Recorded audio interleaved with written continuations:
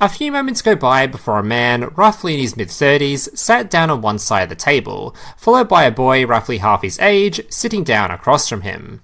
At first, everything seemed pretty normal. Both players exchanged some greetings before setting up their fields and getting straight into their first game.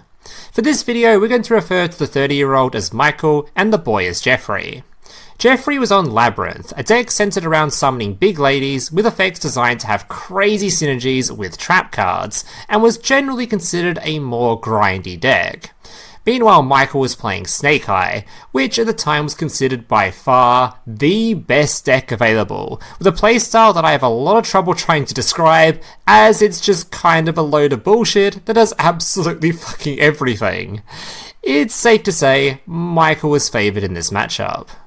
The duel began, and the first game was rather uneventful, with Michael sort of just Snake Eye comboing all over the place, leading to a very quick concession from Jeffrey. So we move on to game 2. And this is where the match started getting a little bit derailed. Jeffrey went first, and being a trap-focused deck, simply set a few cards before passing the turn. Michael prepared to begin comboing, but unlike the first game, this time, it didn't go very smoothly. At the beginning of the turn, Jeffrey activated Welcome Labyrinth to summon Lovely Labyrinth to the field. All you need to know about this card is it prevents monster effects from being used in response to traps. Keep this in mind for later. Michael tried activating Bonfire, which was hit by an Ash Blossom from Jeffrey's hand, which negates the effect. He tried normal summoning Snake Eye Ash, which was immediately met with an Effect Veiler, which once again negated the effect. The frustration began building up, and it was very visible from Michael's face. Jeffrey activated Big Welcome to summon another Labyrinth monster from his deck, and it was at this point Michael attempted to use an Ash Blossom of his own. You can't do that, Jeffrey stated as he slowly moved his hand to point at the Lovely on the field. Michael didn't get the picture and just looked confused as to why both his opponent and the judge were now staring directly at him. Jeffrey began trying to explain, but before he could even finish his sentence, he was interrupted by a rather loud "Judge!" Why Michael decided to scream this out while Saray was literally less than a meter away and staring directly at him, I couldn't tell you, but Saray simply responded by also pointing at the Lovely on the field. Michael's response was to claim, "That card doesn't even apply here. Ash Blossom isn't even a monster."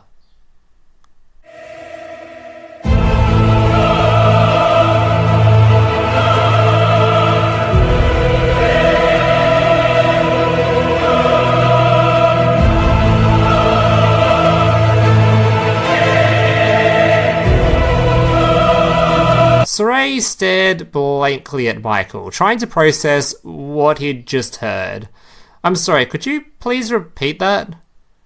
"Ash Blossom isn't a monster, it's a hand trap. Therefore, a trap card?" Now for those of you that don't play Yu-Gi-Oh, let me give you a little bit of context. An incredibly common term in this game is hand trap. This is an unofficial term used to describe basically any card of any type that can be used from hand as disruption. Keyword here being unofficial. Ash Blossom most definitely fell into this category, but like I said, this was an unofficial term and it wasn't even used to describe trap cards 90% of the time. Saray simply picked up the Ash Blossom and pointed at the monster type, before getting berated by a bunch of screaming, followed by "Ugh, useless judge." Saray gave him a warning and reminded him that if there was another outburst like this, he'd be thrown out of the event. Michael scooped up his cards, so we move on to Game 3. Now before Game 3 started, Saray heard his name being called behind him. He'd been called over to another table to assist with a call. He was only gone about 3 minutes, before the loud screeching begun. He turned around and rushed back on over to the table, noticing Jeffrey was the one causing the scene this time. He sat there completely bawling his eyes out and chucking a tantrum. "What's going on? Are you okay?" He ate my lady!" I'm sorry, could you please repeat that?"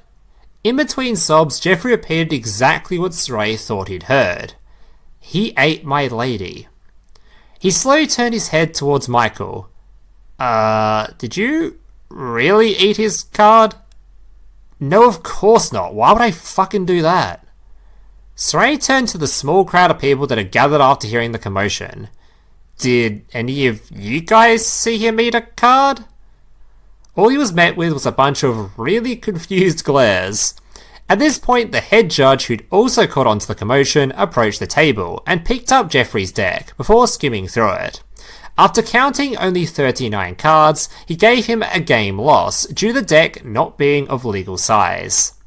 This did not go down well with Jeffrey, who only amplified his screaming. So he was thrown out of the store. Saray, being the good Samaritan, stayed outside with him whilst they waited for the parents to arrive, even offered him one of his own ladies from his binder. The entire time, mind you, Jeffrey continued to claim his innocence, stating sternly and repeatedly that his card had been eaten. A few days later, Saray was chilling with one of his friends who'd played at the event. His friend mentioned that apparently after the tournament, a bunch of players from the event went out for a bit of a social drinking session, getting themselves rather intoxicated. Someone from this group had started bragging about a rather crazy story that had happened to them that day. Something about winning a match by eating his opponent's card. Yeah, it turns out Jeffrey wasn't lying. Saray immediately contacted the store owner to see about getting this dude a lifetime ban, and sure enough, he got banned. Hello YouTube, I'm back again with another video. As you saw, literally you have this 30-year-old named Michael who ate Jeffrey's card, Lady Labyrinth of the Silver Castle, and it has been confirmed. This does come off as a surprise, absolutely nuts. And the thing is, obviously, I condemn thieves, I condemn people who vandalize cards, especially if it's owned by somebody else. This dude's absolute scum and a major cheater. This is also one of the reasons, like, why I bring up what goes on in the Yu-Gi-Oh community. And it's mainly with adults. I'm not gonna lie. It's usually like these older guys, like around my age, during my generation, who take competitive Yu-Gi-Oh way too seriously, and on top of that, they have no honor. I truly feel like the people who lack honor in Yu-Gi-Oh are usually the players that love to buy meta decks. And people are wondering why we go in on these players though. They make it harder for like newcomers to actually join and have a chance of competing. It should be for all ages. And also I feel like the younger generation have a chance, like Jeffrey. So I do feel bad for Jeffrey because, as you heard, he did get disqualified even though he was actually telling the truth. Although it might sound crazy that Jeffrey is claiming that Michael literally ate his lady, but I would definitely assume Michael did something to like tarnish Jeffrey's card. And the reason behind that, as you heard from the judges, this dude was having outbursts, he had an attitude, like just his reaction and his arrogant behavior, like was basically showing the pattern of the type of person that he truly is, as well as showing signs in the cycle of just like being desperate over winning. Because I can assure you the reason, and he was literally playing a Snake Eye deck, as you could tell. One of the, and I can't say whether it's the top meta decks right now, but it's definitely meta. So this guy must invest a lot of money in this deck in order for him to actually be that desperate in order to beat a kid in a fucking card game. And it's very irritating. And for those who are wondering about, oh, he's claiming this card is a trap, as I'm very confused what he meant by that. Clearly Ash Blossom is a monster, as you can read, as well as the card frame, as again just another blatant pathetic rule shark. And I do feel sorry, although yes, Saray did offer him an extra lady just in case he lost his. But the one thing I do want to say about Michael, dude, you're literally 30 years old and you're trying so hard to act tough in front of a 15-year-old, and you'll do whatever you can just to win a card game, and again, this was most likely a local store. What were you gonna gain out of it? Like, was there any prize money that people aren't familiar with? Was there a bet that you did that might cost you your deck? That might cost you even more money? Nah, bro. And I hate to say, you definitely don't deserve to be on this earth. You definitely deserve to cease from existence. That is the most vile, disgusting thing someone do. And the fact that you bragged about it lets me know that you not only do you not have no remorse for cheating, you have no shame in your game. And trust me, I trust and believe you guys. I played Yu-Gi-Oh with kids at my local store, and I try to get them. I try to get them into it. I try to help to understand like the whole like method behind it, the mechanics, how to play certain cards, how to play the archetype. But unfortunately, after watching that situation, I can't help but think but Jeffrey might end up quitting because of his situation, because of the experience he had, thanks to frickin' fucking Michael. Seriously, screw that guy. The fact that the dude's in his 30s, I don't know whether he's exactly 30, but probably going probably going towards 34, 35. Again, if you're that age and you still have an attitude towards Yu-Gi-Oh, and you're very serious about winning, I truly think you really need to check yourself. You need to really get examined to see what's going up in your brain, as well as literally putting someone else's card in your mouth and then chewing it. I don't know if you actually ate the card, but I like, at the same time, although yes, there is proof, it is confirmed that Saray did witness, like he may not have witnessed it, but this is from based on like what he's dealt with in real life. So the reason what even angers me most is that someone like him would actually go through the trouble of vandalizing someone's card. Now, had that been me, trust me, just like, again, if it had been like the situation with Weevil, vandalizing my cards, throwing my cards in the garbage, yeah, I would get physical. And you'll be surprised, I've been in a situation where someone actually tried to actually tarnish my cards. And not only did I hand it to them, instead of security taking me, they took them instead. But Jeffrey definitely should not went through that, and it's very mind-boggling. The one thing I'll admit, more than 90% of the time, this rarely happens, where people get out of the way, even if they don't like someone, where they actually go through trouble, take someone's deck of cards, or just trash them, or tear them up, because they can sue. On top of that, as you heard, if you literally cheat in that type of manner, expect a lifetime ban. So I'm not sure what Michael was actually thinking, because he's putting his Yu-Gi-Oh career like at a major risk, and rightfully so. And he will not be able to duel at locals ever again. He should not even be in. He should not even be allowed inside. Whether he's trying to make a purchase, not only should he be sure he may be banned from duel, but he shouldn't be allowed to shop anywhere that involves trading cards.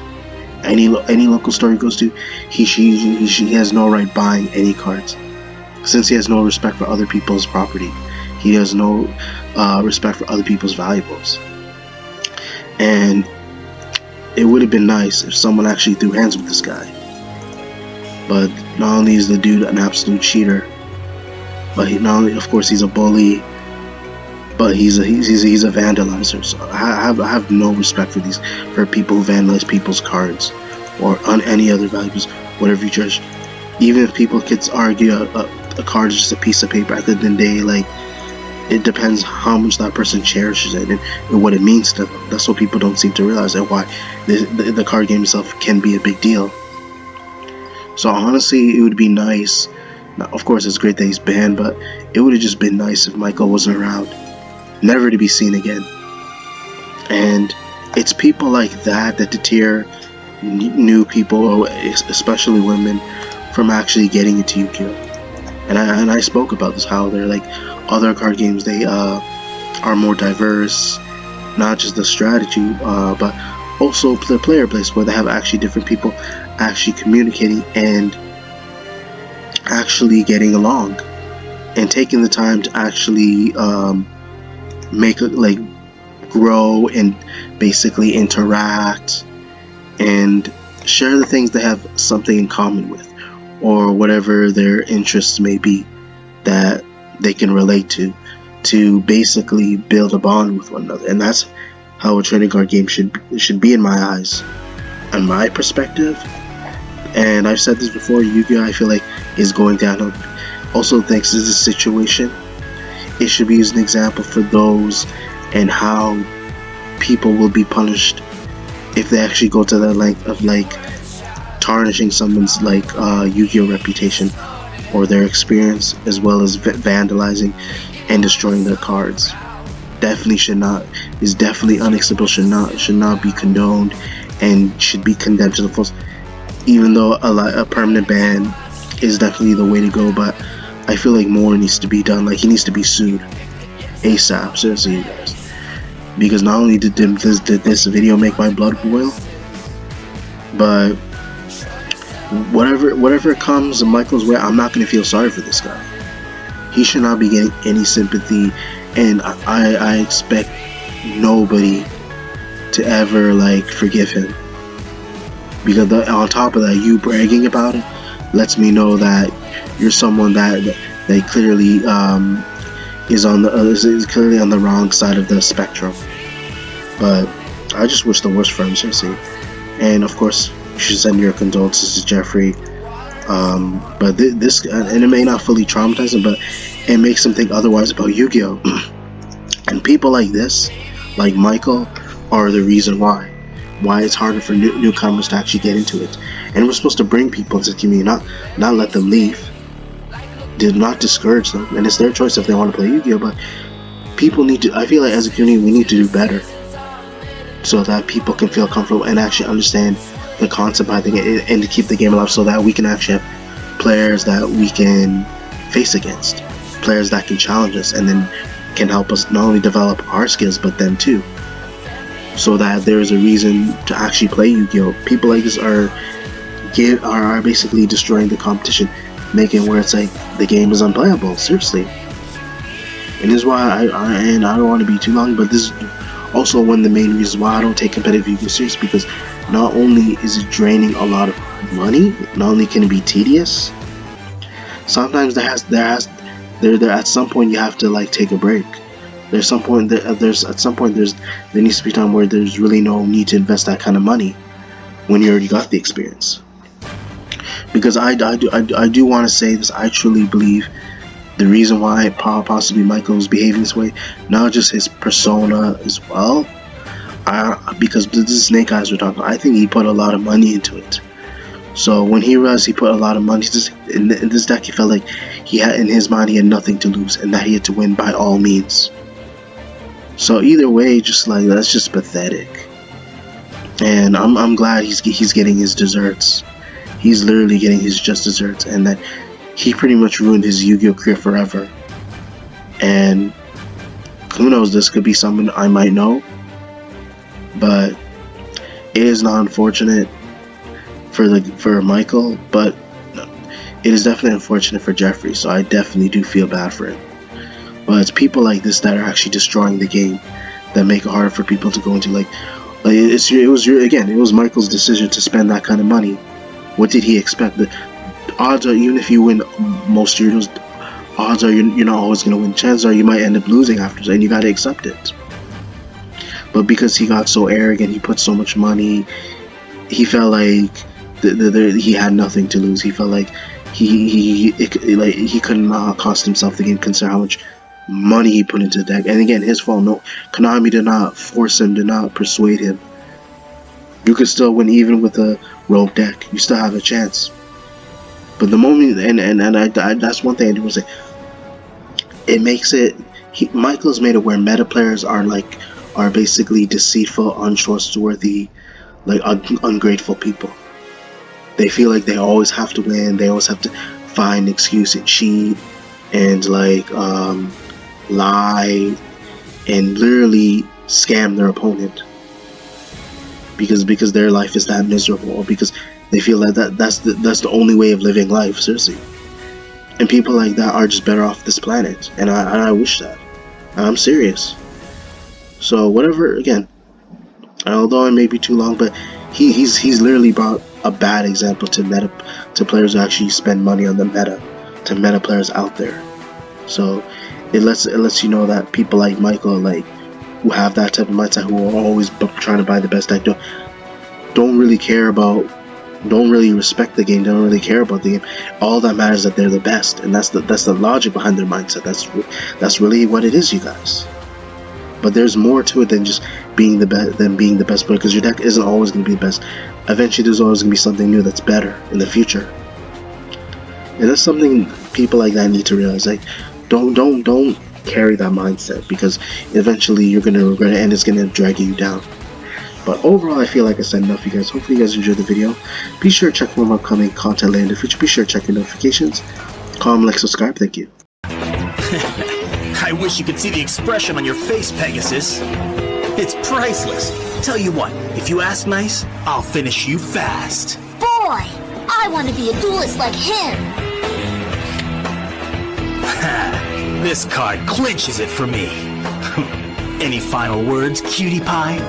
Hey, I'm talking to you. Hey, what are you doing? Asking for help's illegal. I don't need help. A child could defeat you, Bandit Keith, and I'm going to prove it. Pegasus thinks he's gonna throw off my game with his lame theatrics. He's dead wrong. I've got this match in the bag. Garnicia Elephantis. Good card, but the note says when you play that, I should play this one in attack mode. No way! I think I just took all your life points. Sam is the winner. Take the scoundrel away, far away. No! Come on! Let me go! Nobody makes a monkey out of Bandit Keith! Nobody! Keith! Pegasus! Whoa! You truly are a stubborn one, aren't you? Can it? You ain't talking your way out of this one. Now hand over that prize money or else. Oh, certainly, Keith. I'll do whatever you say. Just give my body a moment to recover from the complete paralysis that your terrifying demands have shocked me into. Okay, wise guy. I'll give you till 3. Fine. 1, 2, 3.